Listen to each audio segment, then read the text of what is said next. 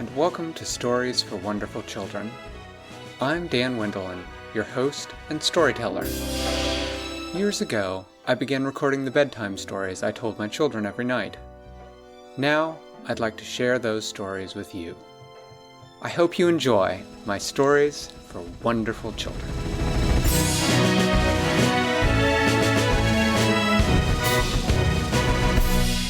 The day after Ted had gotten his new beds, he woke up. He stretched and yawned and opened his eyes and sat up in his bed. And he looked around and he realized... I don't remember which bed he was using. Which ones did you all decide last time? I think you decided on the one from Blue Bertha, but I'm not sure. Yeah. Or maybe you decided on the other one. But anyway, got up and he looked around and he realized that these wonderful beds took up half of his house. So, he decided that what he needed to do today was go house shopping. So he got up and he got dressed, and then he had some breakfast and he opened his oven and got out the little pot of treasures he had found inside his old bed. And he took the pot out and he looked, and he decided that what he needed for house shopping was not rubies or sapphires or emeralds or diamonds. The best thing for house shopping would be to take gold coins. So he counted out 10 gold coins. 1, 2, 3, 4, 5, 6, 7, 8, 9, 10. He put them in his pocket, and then he put all the rest of the treasures back in the pot and put the pot back in the oven. He decided to take a walk around town and see what houses were for sale. So he began to walk. Not too far away from his own house, there was another house. It was a little bit bigger than his. He decided to go and look around. The owner showed him around, showed him the kitchen and the dining room. The thing that he was most impressed about the kitchen and dining room is that the table had a round turning thing on the top of it. And when you wanted to pass something to somebody, you didn't reach across the table. You put it on this round thing and you turned it until it got around to them. What? It was called a Lazy Susan. Oh. And Ted thought that it was a very impressive invention. So then he went and he looked at the bedroom, and this was the part where he thought that maybe this was not the right house for him. Because when he looked in the bedroom, he saw that although the bedroom was a little bit bigger than his, it was not big enough to fit his 2 big beds. So he told the owner, thanked him very much for getting to look at his house, and asked him how much he wanted for it. And the owner said that he would take 4 gold coins for it. And Ted thanked him and went on to the next house. Well, the next house, he thought, was very impressive. It had a really big bedroom. It was big enough for both his beds. And it had a dining room. It had a kitchen with 2 ovens in it, so that way he thought if he needed to cook a pie and a lasagna at the same time, he could cook them in different ovens. Or if he needed one oven to hide his treasure while he cooked something in the other oven, he would have enough. So he liked that. But the thing that most impressed him was when the owner said, well, let me show you the backyard. And Ted said, well, the backyard? Why would I want to see the backyard? And the owner said, really, you should take a look at it. So Ted agreed, and he went out in the backyard, and there in the backyard was his very own swimming pool. And he thought, wow, that is almost as good as having 2 really comfortable beds. So he came back inside and he told the owner that he liked his house a lot and asked him how much he wanted for it. The man said that he wanted 6 gold coins for it. And Ted said, okay. 6 out of 10. And Ted thanked him very much and said he was going to look around at some other houses, but that he might come back. Yep. So then Ted walked along a little longer. And as he was walking along, he could see the houses were getting bigger and bigger and bigger. And then he came to another for sale sign. And when he looked, he saw that this house was so big that it was actually a very small castle.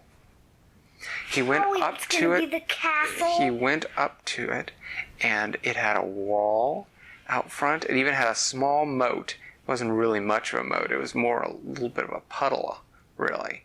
but it even had a drawbridge that went across it. And so he rang the bell, and the drawbridge came down, and they raised the portcullis, and he walked through. What's the portcullis? A portcullis is sort of a gate that comes down from the top of a castle entrance. Then Ted went. He went and he looked around. He saw the yard, the courtyard that was between the wall and the small inner castle. Then he walked in. He saw it had a big bedroom, definitely big enough for both his beds, and it had a large kitchen, and it had a game room with a pool table and an air hockey table and a foosball table and a ping pong table. And Ted was very impressed by all this, and he asked them how much it was. And they told him that it was 8 gold coins. Oh, and please, he said, somebody was going to buy that. Please, and he said, well, this is really an impressive house. Please help. He said, it's a very impressive house. I'm going to look around some more, and I'll be back if I don't find anything I like better. And the owner of the castle said, well, very well. So then Ted walked on a little further, and he came to the part of the town where not only were the houses very big, but each one was set on a very large piece of land, so there were no other houses near it. And just as he reached the very edge of town, he saw one more house that was up for sale. He had to walk up a long path through trees and a forest to get to it.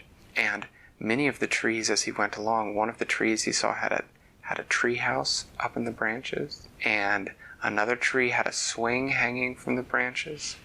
And then finally he came out into a clearing, and there he could see a large house. As he approached the house, he could see that in the backyard there was a swimming pool. And he went up and he rang the doorbell, and the man at the door gave him a tour and showed him around. He said, here's the kitchen, and the kitchen had 2 ovens, and it had a table with a Lazy Susan on it. And then he showed him the game room that had air hockey and ping pong, and it had a game where you pulled a spinning thing, and the spinning thing knocked pegs over. And then he took him and he showed him the bedroom, and Ted was impressed. This bedroom was so big it would have room for both his beds and some furniture besides, and it had a bathroom attached to it, so that if he had to get up in the middle of the night, he didn't have to walk very far. And he walked out in the backyard to see the pool, and the man said that the pool was heated so that it wasn't cold during the winter. And then Ted said, well, what's that building over there? And the man said, well, that's the stables. Ted said, stables? And the man took him and showed him that there were 2 horses in the stables, and he said that they came with the house, and that you could ride them around the land. Well, Ted said, this is quite an impressive house. How much do you want for it? And the man said, well,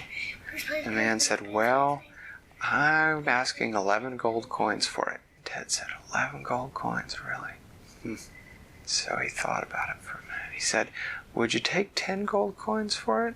And the man said, well, all right, I guess I would. Now, if you were Ted, which house would you buy? I would buy the one that he just visited. One with the horses and the pool and the Lazy Susan and the 2 ovens and everything? Yeah. Well, that is what Ted decided to do.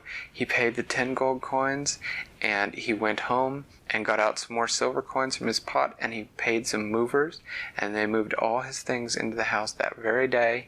And he cooked himself supper in one oven while his treasure was hidden in the other oven. And he invited Blue Bertha and Root and Rod from the mattress stores over, and they had dinner, and they passed each other things on the Lazy Susan, and then they all went for a swim in the swimming pool. And after they had left, Ted went to bed in the other bed, the one he hadn't slept in the night before, and to his delight he found that it was just as comfortable. And that's the end. Thanks for listening to Stories for Wonderful Children. I created today's story, but questions and clever commentary were supplied by my children. The intro and outro music is by Brandon Thompson. If you enjoy the show, please tell someone about it, or leave a review on Apple Podcasts. Our email is storiesforwonderfulchildren@gmail.com, and you can also find us on Facebook or Twitter. I'm Dan Wendelin, reminding you to tell someone you love a story.